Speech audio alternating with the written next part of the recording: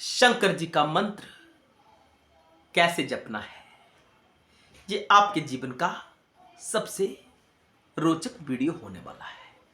अंत तक देखना। हम आपको इस वीडियो के माध्यम से ऐसे योग में स्थित करने का प्रयास करेंगे जहां तक सबको पहुंचना है। बड़े बड़े ऋषि मुनि जहां तक पहुंचने का प्रयास करते हैं, बड़े बड़े सिद्धगण जहां पहुंचे हुए हैं, उस अवस्था में कैसे पहुंचना है हम आपको इस वीडियो में बताने वाले हैं। वीडियो अंत तक अवश्य देखना, बीच में मत छोड़ना, क्योंकि सारा रहस्य बीच में रह जाता है। और शिव ज्ञान का जब हम त्याग करते हैं जीवन में, तो पुनः वह ज्ञान हमारे जीवन में उदय नहीं होता है, क्योंकि यह अपमान जन्य हो जाता है। शिव ज्ञान का अपमान, शिव का ज्ञान मिल रहा है आपको और आप छोड़कर जा रहे हैं, उसे स्किप करके जा रहे हैं, तो कमी आप में ही देखी जाएगी। तत्व में कमी नहीं है।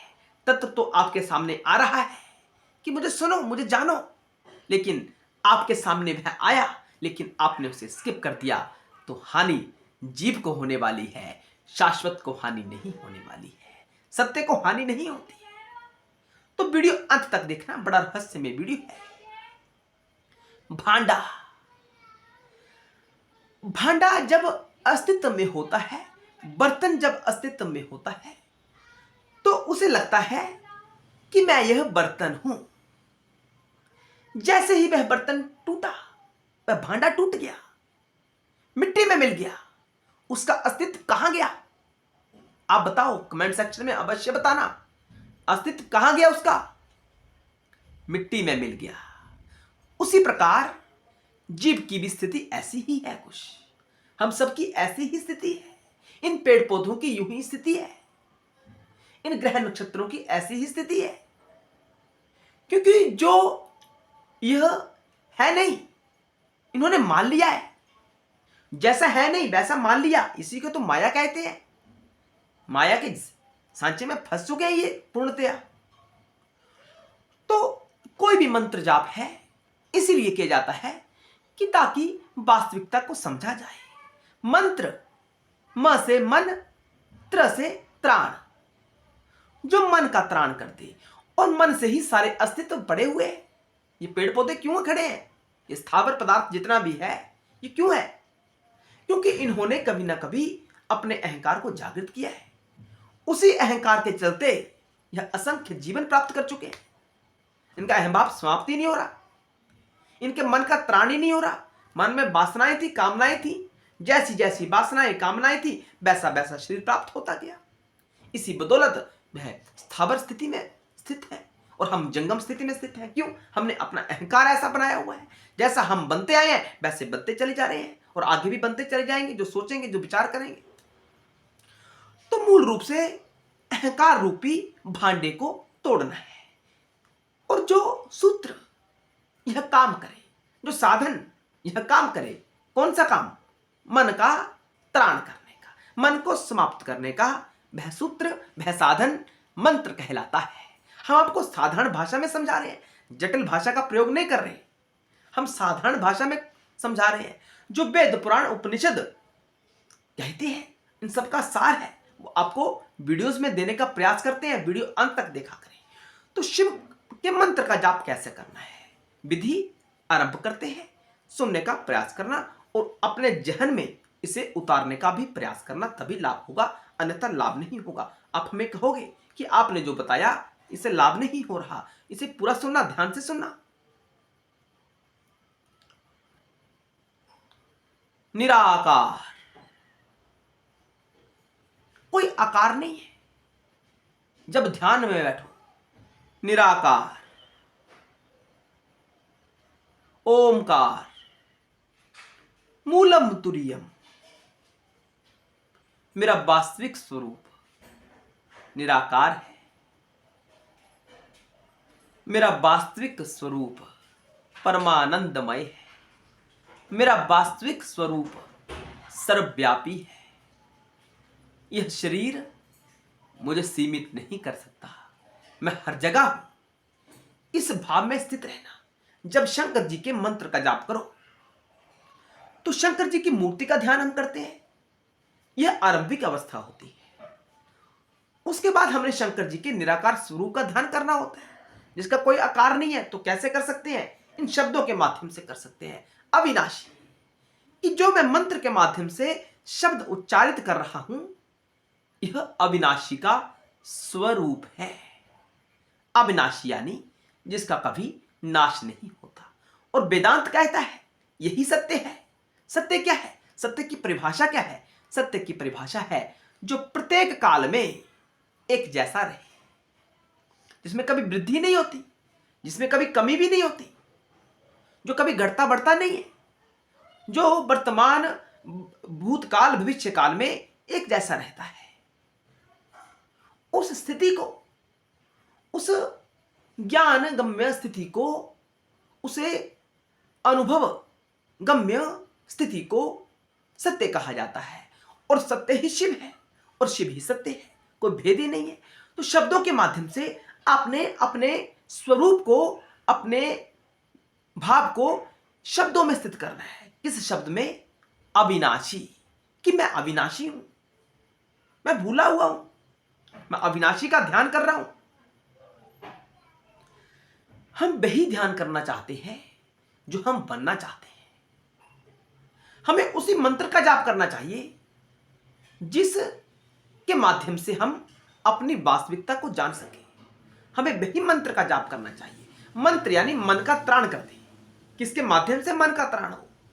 कोई राम जी के माध्यम से मन का त्राण करता है, वह राम राम जपता है, राम जी के चरित्र में स्थित होता है, अपने जीवन को स्थित करने का प्रयास करता है, तो वह राम जी की आराधना करता है। तो राम जी की आराधना करने का लाभ तभी होगा जब अपने जीवन को राममय बनाएंगे, राम जैसा बनाएंगे। कैसा व्यवहार मेरा समाज के प्रति होना चाहिए, परिवार में मेरा कैसा स्वभाव होना चाहिए। जब हम इस ज्ञान में स्थित रहते हैं तो हम कह सकते हैं कि मैं राम की आराधना कर रहा हूं। अब शिव की आराधना, शिव की आराधना क्या है? अविनाशी, सर्वव्यापी, निष्कल, कल्याणकारी। इन शब्दों को ध्यान में रखना जब अपने ध्यान करना है। किसी भी मंत्र का जाप करो, ओम नमः शिवाय मंत्र का जाप करो, सांब सदाशिव नाम जाप करो, कुछ भी करो, लेकिन इन शब्दों को नहीं छोड़ना है, क्योंकि शब्द ही ब्रह्म होता है। शब्द में बड़ा गहरा अर्थ समाया होता है। उसके शब्द के अर्थ में स्थित रहने का प्रयास करना है। जैसा अविनाशी कहा, तो आपका ध्यान अविनाशी अवस्था में जाना चाहिए, कि ऐसी अवस्था जो जिसका कभी अंत नहीं होता है, जो हमेशा रहता है, वह आत्मा है। और आत्मा ही परमात्मा है, कोई भेद ही नहीं है। जो हम जाप करते हैं, जो वृत्ति हम अपने भीतर प्रकट करते हैं, वैसा ही हम बनते चले जाते हैं। किसी ने प्रयास किया कि मैंने इंजीनियर बनना है, उसने स्टडी की, स्टडी के आधार पर वह एक दिन इंजीनियर बन जाता है। किसी ने चाहा मैं अकाउंटेंट बनना चाहता हूं, उसने प्रयास किया, उसने स्टडी की और एक दिन वह अकाउंटेंट बन जाता है। उसी प्रकार मंत्र जाप भी हमारे जीवन को प्रभावित करता है। मंत्र जाप तभी प्रभावशाली हो सकता है जब हम उसके अर्थ को समझते हैं। हमें अर्थ पता ही नहीं है, अंधेरे में ही नाप जाप कर रहे हैं, तो कल्याण नहीं हो सकता। कोई आपका कल्याण करने वाला नहीं है जब तक आपको अर्थ ही पता नहीं है। पहले अर्थ का पता करो कि शिव का अर्थ क्या होता है। शिव का अर्थ होता है अविनाशी, सत्य, अनंत, निष्कल। निष्कल यानी निराकार। जब आकार में आ गया तो वह शिव नहीं रहा, वह जीवत्व को प्राप्त हो जाता है। अनंतता का स्वरूप उसने खो दिया, माया से आच्छादित हो गया, भूल गया कि मैं क्या था। तभी तो जीव कहलाया ना, हुआ वही शिव है, वही शिव इस अवस्था को प्राप्त हुआ है, वही महादेव है। लेकिन भूले हुए सत्यता में स्थित होने का प्रयास करना चाहिए, चाहे किसी भी मंत्र के माध्यम से करो। श्री कृष्ण यानी समता, सब स्थितियों में समता। जब समता आ जाएगी, सुख दुख का अनुभव ही नहीं होगा आपको, ऊंच नीच देखोगे नहीं, आप दिन रात देखोगे ही नहीं, कोई स्थिति आपको प्रभावित ही नहीं करेगी, संभाव। तो आपके जीवन में कृष्णत्व उत्पन्न हो जाएगा, जागृत हो जाएगा। और ये क्या है, क्या अवस्था है? ये आत्मा की ही तो अवस्था है, संभाव। जब तक हम ऊंच नीच देखते हैं तो हम जीवत्व है, अच्छा बुरा देखते हैं तो हम जीव भाव में है, सर्दी गर्मी का अनुभव करते हैं जीव भाव में। समता, आपके सामने ये स्थितियां आएंगी तो सही, ऊंच नीच आएगी, सुख दुख आएगा, गर्मी सर्दी आएगी, लेकिन आपके भीतर, आपके अंतःकरण के ऊपर इन स्थितियों का प्रभाव नहीं करना पड़ना चाहिए। तो आपका कृष्ण भाव जागृत हो जाता है। जब कृष्ण भाव जागृत हो जाता है तो हम कह सकते हैं कि आपकी आत्मा जागृत है। और आत्मा जागृत का अर्थ क्या है? शिव जागृत है। शिव जागृत होने का अर्थ क्या है? मुक्ति, मन का त्राण हो गया। मन का प्रभाव ही नहीं है। मन को पता, मन सोच ही नहीं रहा कि मैं ठंड में हूं, गर्मी में हूं, ऊंच नीच में हूं। मन सोच ही नहीं रहा। कोई धनवान है, कोई गरीब है, मन सोच ही नहीं रहा। जब मन नहीं सोच रहा, मन कार्य नहीं कर रहा, तो इसका अर्थ हुआ कि मन का त्राण हो गया। तो मंत्र जाप की यह महिमा है, बड़ी महत्वपूर्ण महिमा है।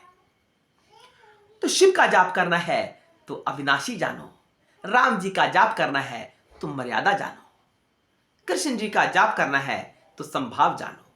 तो आपको सारी स्थितियां लेकर कहां जा रही हैं? ये लेकर तो आत्मा में ही जा रही है ना, आत्मज्ञान की तरफ ही तो लेकर जा रही है। और आत्मज्ञान ही सर्वोपरि ज्ञान होता है। सबसे उच्च स्तर का जो ज्ञान होता है वह आत्मा का ज्ञान होता है। कोई जितना भी कहे कि प्रेम बड़ी अच्छी अवस्था है, हम ये नहीं कह रहे कि प्रेम अच्छी अवस्था नहीं है, लेकिन जहां प्रेम है, अगर प्रेम है तो द्वेष भी है। वहां ना प्रेम है ना द्वेष है, तो वो स्थिति कौन सी होगी? आत्मा की स्थिति होगी। जहां हमने प्रेम कहा तो इसका अर्थ हुआ कि वहां द्वेष भी है। जहां हमने सत्य कहा तो उसका अर्थ हुआ वहां असत्य भी है। ना सत्य ना असत्य, तो अवस्था कौन सी हुई? वही आत्मा की अवस्था है, वही अंतिम अवस्था है। उसी अवस्था तक हमको पहुंचना है। मंत्र यही काम करता है। जो मंत्र यह काम ना करे वह मंत्र नहीं होता। वो कम से कम आपके लिए तो आडंबर है। मंत्र के भाव में स्थित हो गए, मंत्र के अर्थ को जान लिया, वैसा करने का प्रयास किया जो मंत्र कहता है। राम नाम का मंत्र यानी राम क्या कहते हैं, कृष्ण नाम का मंत्र कृष्ण क्या कहते हैं, शिव नाम का मंत्र शिव क्या कहते हैं। जब हम अपने जीवन को उस अर्थ में स्थित करने का प्रयास करते हैं, पहले शब्द सुनते हैं, पहले क्या करते हैं हम? पहले वेद पुराण इतिहास को पढ़ते हैं ना, पहले शब्द हमारे कान में जाते हैं, फिर उस कान का माफ करना, फिर उस शब्दों का अर्थ हमारे भीतर प्रकट होता है कि क्या अर्थ है। शिव शिव कह रहे हैं, क्या अर्थ हो रहा है? यहां पे शंकर शंकर कह रहे हैं, क्या अर्थ हो रहा है? रुद्र रुद्र कह रहे हैं, क्या अर्थ हो रहा है? फिर हमारा मनन चलता है। हमारा मन पहले कहां था? संसार की तरफ था। अब कहां है? अब शिव की तरफ है, राम की तरफ है, कृष्ण जी की तरफ है। तो मन पहले गड़बड़ कर रहा था, अब वही मंत्र हमें मुक्ति की तरफ लेकर जा रहा है, परमानंद की स्थिति में स्थित करने का प्रयास कर रहा है, अविनाशी की तरफ लेकर जा रहा है और सर्वव्यापी की तरफ लेकर जा रहा है। तो मन का त्राण करना है, बस वही मंत्र होता है। कोई भी जाप करो। मंत्र जाप के कुछ नियम होते हैं, ये पुराणों में लिखा गया है। ये किस आधार पर लिखा गया है हम आपको किसी अन्य वीडियो में बताएंगे। आप जैसी स्थिति में भी है वैसी स्थिति में जाप करिए, खूब करिए। जाप को कम मत करना कि इस मंत्र का जाप ऐसे नहीं कर सकते, वैसे नहीं कर सकते। आप करो, नाम जाप तो करते ही रहो ना। ज्यादा नहीं कर सकते तो नाम जाप तो करते रहना, उसे मत छोड़ना जीवन से। तो मंजिल शिवत्व है, हम जीवत्व है। जीवत्व उन्हीं शिवत्व का एक रूप है जो उलझा हुआ है, जो दूषित है, जो अपनी विशुद्ध अवस्था को त्याग चुका है। पुनः उसी अवस्था तक जाना है, यही अध्यात्म है। जीवत्व से शिवत्व की ओर जाना अध्यात्म है। धूप अगरबत्ती अध्यात्म नहीं है, यह अध्यात्म के लिए है। अध्यात्म नहीं है, अध्यात्म के लिए है। इन बातों को समझो, बड़ी गहरी बातें हैं, रहस्यमयी बातें हैं। हर हर महादेव, जय शिव शंकर, जय भोलेनाथ।